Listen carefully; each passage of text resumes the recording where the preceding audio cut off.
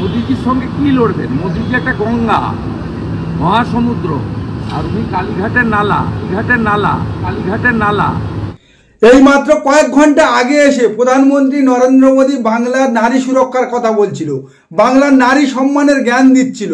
আর তার দলের নেতা, তার দলের বাংলার পোস্টার বয়, ভারতীয় জনতা পার্টির পোস্টার বয় বঙ্গের বিরোধী দলনেতার মুখে একজন মহিলা মুখ্যমন্ত্রী সম্পর্কে যে কুরুচিকর ভাষা, তা দেখে গোটা বাঙালি এবং বাংলার নারী সমাজ লজ্জা পাচ্ছি।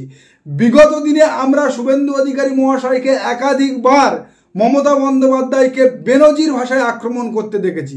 আর আজ খোদ প্রধানমন্ত্রী নরেন্দ্র মোদীর মঞ্চে বসে থেকে, নরেন্দ্র মোদীর কাছ থেকে বাংলার নারী সুরক্ষা, নারী সম্মানের জ্ঞান শুনে এসে এয়ারপোর্টে দাঁড়িয়ে মুখ্যমন্ত্রী মমতা বন্দ্যোপাধ্যায়কে যে ভাষায় আক্রমণ করলো, যে ভাষা তার সঙ্গে তুলনা করলো, তা থেকে গোটা পশ্চিম বাংলার নারী সমাজ, গোটা পশ্চিম বাংলার মানুষের লজ্জা লাগছে। আজ पश्चिम बंगाल एक साथ कई संकटों से घिरा हुआ है। एक संकट समाज में फैली हिंसा और अराजकता का है। दूसरा संकट माताओं बहनों की असुरक्षा का है। উত্তর প্রদেশ থেকে মধ্যপ্রদেশ, ভারতবর্ষের একাধিক জায়গায় এই ভারতীয় জনতা পার্টির নেতারা যৌন কেলেঙ্কারিতে সিসিটিভি ফুটেজ সহ হাতে নাতে পাকড়াও হয়েছে। আর আজকের সেই দলের প্রধানমন্ত্রী এসে বাংলায় নারী সম্মানের জ্ঞান দিয়ে যাচ্ছে। হাতরাস থেকে উন্নাও, লখিমপুর খেড়ি থেকে বিলকিস বানু, গণধর্ষণে এই ভারতীয় জনতা পার্টি ভারতবর্ষের সর্বাধিক রেকর্ড ট্র্যাক করেছে। এই ভারতীয় জনতা পার্টি শাসিত উত্তরপ্রদেশের নারী সুরক্ষা সব থেকে নিম্নে, নারী সুরক্ষার দিক থেকে ভারতবর্ষের সব থেকে নিচে রয়েছে ভারতীয় জনতা পার্টি শাসিত উত্তরপ্রদেশ। ভারতীয় জনতা পার্টি শাসিত উত্তরপ্রদেশের আইন শৃঙ্খলা বা আইন ব্যবস্থা সব থেকে তলানিতে বলছে এই মোদী সরকারের নীতি আয়োগ। আর সেই দলের প্রধানমন্ত্রী নরেন্দ্র মোদী এসে বাংলায় নারী সুরক্ষার জ্ঞান দিচ্ছে। আর তার মঞ্চে থেকে নেমে এসে বাংলার মুখ্যমন্ত্রীকে এমন কুরুচিকর ভাষায় আক্রমণ করছে শুভেন্দু অধিকারী। মোদিজি একটা গঙ্গা, মহাসমুদ্র, আর উনি কালীঘাটের নালা। তার সঙ্গে কার তুলনা করছে?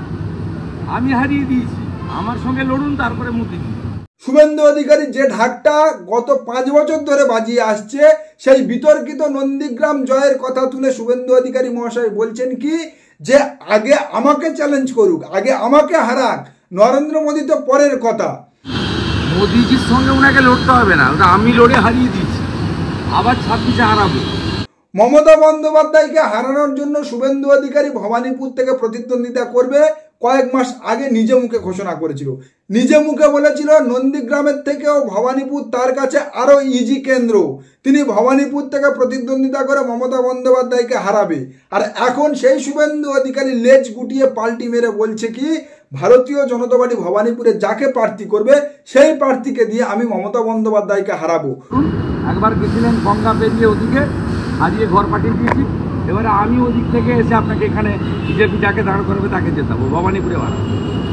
আর এই শুভেন্দু অধিকারী মহাশয় 1200 ভোটে জেতা নন্দীগ্রামের যে ঢাকটা বাজিয়ে আসছে গত 5 বছর, সেই নন্দীগ্রাম জয়ের নেপথ্যে কি কাহিনী রয়েছে তা ভারতীয় জনতা পার্টি ছেড়ে তৃণমূল কংগ্রেসে আসার পর ভান্ডা ফাটিয়েছিল নিউজ 18 বাংলায় জয়প্রকাশ মজুমদার। 2021 বিধানসভা নির্বাচনে জয়প্রকাশ মজুমদার যখন ভারতীয় জনতা পার্টিতে ছিল, তখন জয়প্রকাশ মজুমদার ভারতীয় জনতা পার্টির পার্টি অফিসে বসে অফিসিয়ালি অ্যানাউন্সমেন্ট করেছিল মমতা বন্দ্যোপাধ্যায় নন্দীগ্রাম থেকে জিতেছে, শুভেন্দু অধিকারী কয়েকশো ভোটের ব্যবধানে হেরেছে। নন্দীগ্রামে একটা প্রচণ্ড লড়াই হয়েছে, আপনারা জানেন। শেষ রাউন্ডে মাননীয়া জয়লাভ করেছেন, তার জন্যও তাকে অভিনন্দন জানাই। এবং তার যে প্রতিদ্বন্দ্বী ছিলেন আমাদের নেতা শুভেন্দু অধিকারী, তাকেও অভিনন্দন জানাই যে এই রকম একটা হাড্ডাহাড্ডি লড়াই শেষ রাউন্ডে মাত্র কয়েকশো ভোটের তার নির্ণয় হয়েছে। তারপরে লোডশেডিং, আর সেই লোডশেডিং এর পরে ফলাফল ঘুরে গেল, 1200 ভোটে জয়ী হলো শুভেন্দু অধিকারী। আর শুভেন্দু অধিকারীর সেই 1200 ভোটের জেতার নেপথ্যে কি কাহিনী রয়েছিল, তখন ভারতীয় জনতা পার্টিতে থাকার সময় জয়প্রকাশ মজুমদার শুভেন্দু অধিকারীকে জিজ্ঞাসা করেছিল। শুভেন্দু অধিকারী কি উত্তর দিয়েছিল নিউজ 18 বাংলায় তা খোলাসা করেছে জয়প্রকাশ মজুমদার। দেখুন সেই প্রতিবেদন। 2রা মে 2021 বিকেল 5টার সময় বিজেপির পক্ষ থেকে আমি প্রেস করেছিলাম যে নন্দীগ্রামে মাননীয়া জিতেছেন, কারণ সেই খবরই ছিল বিকেল 5টায়। পরবর্তী ক্ষেত্রে পাল্টে যায় ফলাফল। তার পরবর্তী ক্ষেত্রে আমি নিজে শুভেন্দু বাবুকে জিজ্ঞেস করি যে আমরা খবর পেলাম, আমরা প্রেস করে বললাম তুমি হেরে গেছো, তারপর এই পরবর্তী ক্ষেত্রে জিতলে। উনি একটা তার রহস্যময় হাসি হেসে আমাকে বলেছিলেন জয়প্রকাশদা অনেক কায়দা করতে হয়েছে।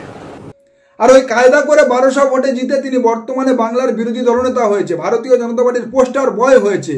শুভেন্দু অধিকারী যদি সেদিন ওই 1200 ভোটে ওখান থেকে না জিতত, ওই কায়দা করে লোডশেডিং করে যদি না জিতত, তাহলে আজকে তাকে এত বড় বড় বুলি আওড়াতে দেখা যেত না। শুভেন্দু অধিকারীর রাজনৈতিক কেরিয়ার শেষ হয়ে যেত। 2021 বিধানসভা নির্বাচনের আগে 2020-তে শুভেন্দু অধিকারীকে কেবলমাত্র ভারতীয় জনতা পার্টিতে নিয়েছিল শুভেন্দু অধিকারীকে দিয়ে মমতা বন্দ্যোপাধ্যায়কে কাউন্টার করার জন্য।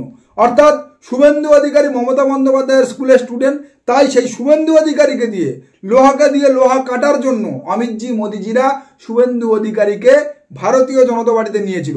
পিছনে সারদা নারদা কেলেঙ্কারি, একাধিক সমবায় দুর্নীতি কেলেঙ্কারি, সেগুলো তো রয়েছে, কিন্তু মমতা বন্দ্যোপাধ্যায়কে কাউন্টার করার যে উদ্দেশ্য নিয়ে ভারতীয় জনতা পার্টি তাকে বিজেপিতে এনেছিল, সেই উদ্দেশ্যে ভারতীয় জনতা পার্টি সফল হয়নি। 200 আসনের ডাক দিয়েছিল অমিতজি এই শুভেন্দু অধিকারীর ভরসায়। শুভেন্দু অধিকারী এত বড় নেতা যে শুভেন্দু অধিকারী ভারতীয় জনতা পার্টিতে চলে এলে ভারতীয় জনতা পার্টি বাংলায় 2 থেকে একেবারে 200 হয়ে যাবে। 200 सीटों से ज्यादा सीटों के साथ भारतीय जनता पार्टी की सरकार बनती है। রেজাল্ট কি হয়েছে তা বাংলার মানুষ দেখেছে। 77-এ ভারতীয় জনতা পার্টি আটকে গিয়েছে, বর্তমানে সেই ভারতীয় জনতা পার্টি নামতে নামতে 60-এ এসে দাঁড়িয়েছে। 18 থেকে এমপি নেমে 12-তে এসে দাঁড়িয়েছে। আবার 2026-এর দোরগোড়ায় দাঁড়িয়ে শুভেন্দু অধিকারী বলছে বাংলায় যদি রাষ্ট্রপতি শাসন জারি করে নির্বাচন হয় তাহলে ভারতীয় জনতা পার্টি 200 আসনে জয়লাভ করবে, তৃণমূল কংগ্রেস 200 আসনে হারবে। আর নির্বাচন রাষ্ট্রপতি শাসনে হলে 200 সিটে হারবে, উনি থার্ড হবেন, অন্যরা সেকেন্ড হবে। সামান্য জন বাল্লার মতো একটা নেতা দল পরিবর্তন করাতে, তৃণমূল কংগ্রেসে যোগদান করাতে, খোদ প্রধানমন্ত্রীকে ড্যামেজ কন্ট্রোল করতে উত্তরবঙ্গের আলিপুরদুয়ারে ছুটে আসতে হচ্ছে। আর শুভেন্দু অধিকারী আগামী 2026 বিধানসভা নির্বাচনে 200 আসনের স্বপ্ন দেখছে। ভারতীয় জনতা পার্টি খুব ভালোভাবে বুঝে গিয়েছে তাদের শক্ত ঘাঁটি উত্তরবঙ্গে তৃণমূল কংগ্রেস থাবা বসিয়েছে। কুচবিহার আসন, স্বরাষ্ট্র প্রতিমন্ত্রীর আসন তৃণমূল কংগ্রেস ছিনিয়ে নিয়েছে। উপনির্বাচনে রায়গঞ্জ, মাদারিহাট, সীতায়ের মতো আসন তৃণমূল কংগ্রেসের হাতে চলে এসেছে। একাধিক নেতা ভারতীয় জনতা পার্টি ছেড়ে তৃণমূল কংগ্রেসের দিকে পা বাড়িয়ে আছে। কালীঘাট আর ক্যামাস্ট্রিটে লম্বা লাইন পড়ে আছে কেবলমাত্র দরজা খোলার অপেক্ষায়। জন বাল্লা তো ছিল উত্তরবঙ্গের টেলার। আগামী 2026 বিধানসভা নির্বাচনের আগে বলে দিচ্ছি, লিখে নেবেন, 8 জন বিধায়ক সহ 1 জন সাংসদ ভারতীয় জনতা পার্টি ছেড়ে ওই উত্তরবঙ্গ থেকে তৃণমূল কংগ্রেসে যোগদান করবে।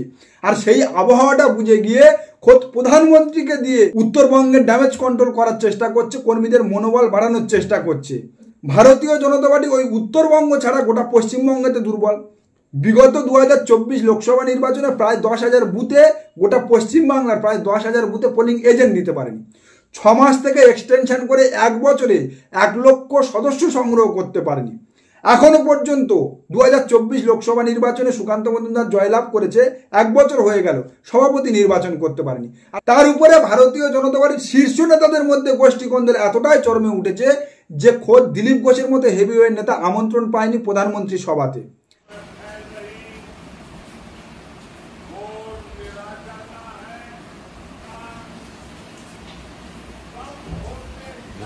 বঙ্গ বিজেপির 3 জন হেভিওয়েট নেতা সুকান্ত, শুভেন্দু, দিলীপ, 3 জন 3 দিকে ছুটছে। শুভেন্দু অধিকারীর মতো, দিলীপ ঘোষের মতো, সুকান্ত মজুমদারের মতো 3 জনের লবি 3 জনকে খেয়ে শেষ করছে। আর সেই ভারতীয় জনতা পার্টি বলছে আগামী দিনে বাংলা দখল করবে। যতদিন না পর্যন্ত ভারতীয় জনতা পার্টি বাঙালি হয়ে উঠতে পারবে, বাংলার বিজেপি হয়ে উঠতে পারবে, বাঙালির অস্মিকা সেন্টিমেন্টকে ছুঁতে পারবে, বাঙালির ধর্মীয় অনুষ্ঠানকে ছুঁতে পারবে, সেদিন বাংলায় ভারতীয় জনতা পার্টি ক্ষমতায় আসবে। বাঙালির অস্মিকা, বাঙালির সেন্টিমেন্ট, বাঙালির গৌরবকে ভারতীয় জনতা পার্টি ছুঁতে পারছে না বলে আজকের ভারতীয় জনতা পার্টির নেতারা, শুভেন্দু অধিকারীর মতো নেতারা বাংলার মুখ্যমন্ত্রীকে আক্রমণ করছে। আর আগামী 2026 বিধানসভা নির্বাচন যত এগিয়ে আসছে, ভারতীয় জনতা পার্টির নেতাদের ভুলের সংখ্যা তত বাড়ছে, আলটপকা মন্তব্যের সংখ্যা তত বাড়ছে। কেবলমাত্র শুভেন্দু অধিকারী নয়, আজকের আলিপুরদুয়ারের সভা থেকে দাঁড়িয়ে প্রধানমন্ত্রী নরেন্দ্র মোদী অপারেশন সিঁদুরের সঙ্গে সঙ্গে অপারেশন বাংলার কথা বলছে। অর্থাৎ একটা সন্ত্রাসবাদী কার্যকলাপের সঙ্গে, একটা সন্ত্রাস নিকেশের সঙ্গে বাংলার সেন্টিমেন্ট, বাংলার মাটির গৌরবকে মিশিয়ে দিচ্ছে। এর জবাব আগামী দিনে, আগামী 2026 বিধানসভা নির্বাচনে বাংলার মানুষ দেবে। কারণ বাংলার মানুষ তার মাটি, তার ঐতিহ্য, তার সৃষ্টি, সংস্কৃতি, কালচার নিয়ে যথেষ্ট রক্ষণশীল। বিগত দিনে যারা বাংলার সৃষ্টি, সংস্কৃতি, কালচার, ঐতিহ্য, গর্বের দিকে আঙুল তুলেছে, বাংলার মানুষ তাদের যোগ্য জবাব দিয়েছে। বর্তমানে এবং ভবিষ্যতে যারা বাংলার সৃষ্টি, সংস্কৃতি, কালচার, ঐতিহ্য, গর্ব নিয়ে মজা করবে, আঙুল তুলবে, বাংলার মানুষ, বাঙালি তাদের যোগ্য উচিত শিক্ষা দেবে। নমস্কার, আজকের প্রতিবেদন এখানে শেষ করলাম। দেখা হচ্ছে আগামী কোনো প্রতিবেদনে। আমাদের প্রতিবেদন সম্পর্কে আপনাদের মতামত অবশ্যই জানান আমাদের কমেন্ট সেকশনে। সবাই ভালো থাকবেন।